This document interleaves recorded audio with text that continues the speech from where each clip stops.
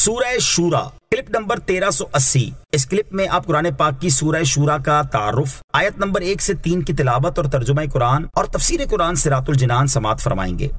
سورۃ الشورا، سورہ شورا کا تعارف، مقام نزول۔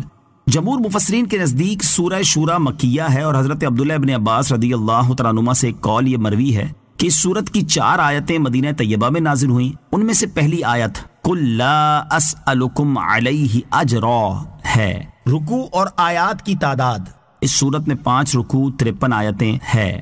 شورا نام رکھنے کی وجہ، شورا کا معنی ہے مشورہ، اور یہ لفظ اس سورت کی آیت نمبر 38 میں موجود ہے، جس میں مسلمانوں کا یہ وصف بیان کیا گیا کہ ان کا کام ان کے باہمی مشورے سے ہوتا ہے۔ اس مناسبت سے اس کا نام سورہ شورا رکھا گیا ہے۔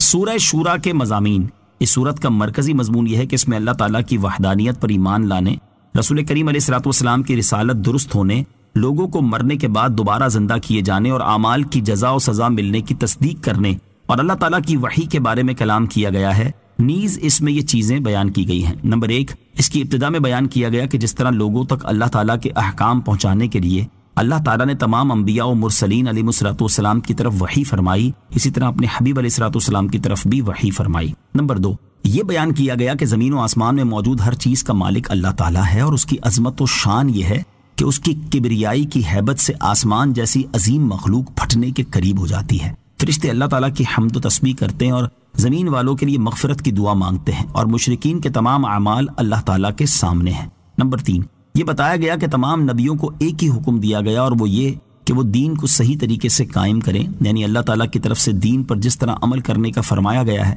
بغیر کسی کمی بیشی کے اسی طرح عمل کریں۔ نمبر 4، نبی اکرم علیہ الصلوۃ والسلام کی صداقت ظاہر ہونے کے باوجود ان کی نبوت اور رسالت کا انکار کرنے والے کافروں کا رد کیا گیا، اور انہیں اس قیامت کے قریب ہونے سے ڈرایا گیا جس کے جلد واقع ہونے کا مشرکین مطالبہ کرتے ہیں، اور اہل ایمان اس سے خوفزدہ ہوتے ہیں۔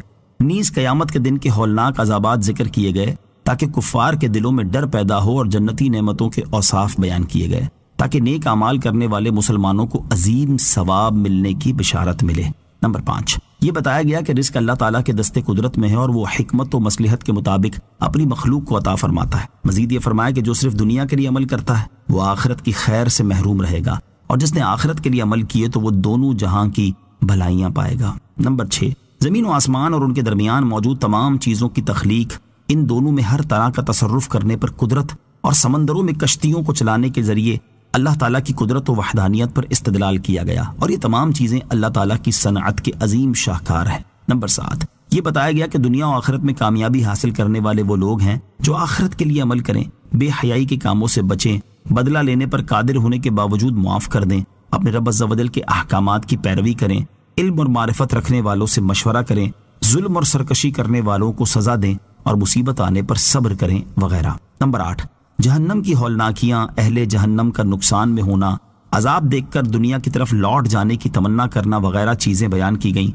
تاکہ سب لوگ اچانک آ جانے والی قیامت سے پہلے پہلے اللہ تعالیٰ کے احکام اور اس کی شریعت کی پیروی کرنے لگ جائیں اور اللہ تعالیٰ کی دعوت کو قبول کریں۔ نمبر 9، اس صورت کے آخر میں بیان کیا گیا کہ اللہ تعالیٰ جسے چاہے اپنی مشیت کے مطابق اولاد عطا کرے اور جسے چاہے نہ عطا کرے۔ نیز وحی کی اقسام اور قرآن پاک کی عظمت و شان بیان کی گئی کہ یہ آخری آسمانی کتاب ہے۔ سورہ حامیم السجدہ کے ساتھ مناسبت، سورہ شورا کی اپنے سے ماقبل سورت حامیم السجدہ کے ساتھ ایک مناسبت یہ ہے کہ دونوں صورتوں میں کفار کے عقائد کے بارے میں بحث کی گئی ہے اور انہیں عذاب کی وعید سنائی گئی ہے۔ نیز دونوں صورتوں میں اللہ تعالیٰ کی قدرت و وحدانیت پر زمینی اور آسمانی دلائل بیان کیے گئے ہیں۔ دوسری مناسبت یہ ہے کہ دونوں صورتوں میں مسلمانوں کو جنت اور اس کی نعمتوں تک پہنچانے والے دین حق یعنی اسلام پر استقامت کے ساتھ قائم رہنے کی ترغیب دی گئی، اور کفار کو جہنم کے ہولناک عذابات تک پہنچانے والے عمل یعنی دین حق سے انحراف کرنے پر ڈرایا گیا ہے۔ بسم اللہ الرحمن الرحیم۔ ترجمہ، اللہ کے نام سے شروع جو نہایت مہربان رحمت والا ہے۔ حامیم عین سین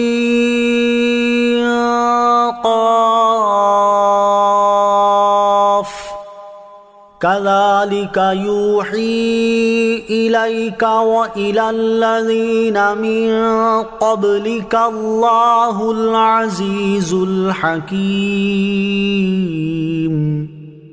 ترجمہ حامیم عین سین قاف۔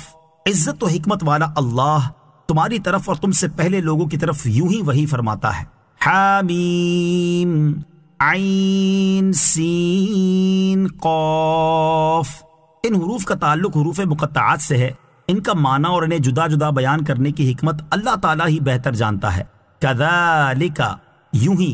اس آیت کا ایک معنی یہ ہے کہ اے حبیب صلی اللہ تعالیٰ علیہ وآلہ وسلم، جس طرح آپ سے پہلے انبیاء کرام علیہ الصلوۃ والسلام کی طرف ہم نے غیبی خبریں وحی فرمائیں، اسی طرح آپ کی طرف بھی عزت و حکمت والا اللہ تعالیٰ غیبی خبریں وحی فرماتا ہے۔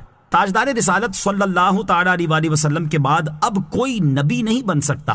اس آیت سے بھی معلوم ہوا کہ حضور سید المرسلین صلی اللہ تعالیٰ علیہ وآلہ وسلم کے بعد کوئی نبی نہیں بن سکتا، کیونکہ اگر ایسا ہوتا تو یہاں اس کا اس طرح ذکر ہوتا کہ یوں ہی ہم آئندہ نبیوں کی طرف بھی وحی کریں گے، اور حضرت عیسیٰ علیہ السلام چونکہ تاجدار رسالت صلی اللہ تعالیٰ علیہ وسلم سے پہلے کے نبی ہیں، لہٰذا اب ان کا تشریف لانا اس آیت کے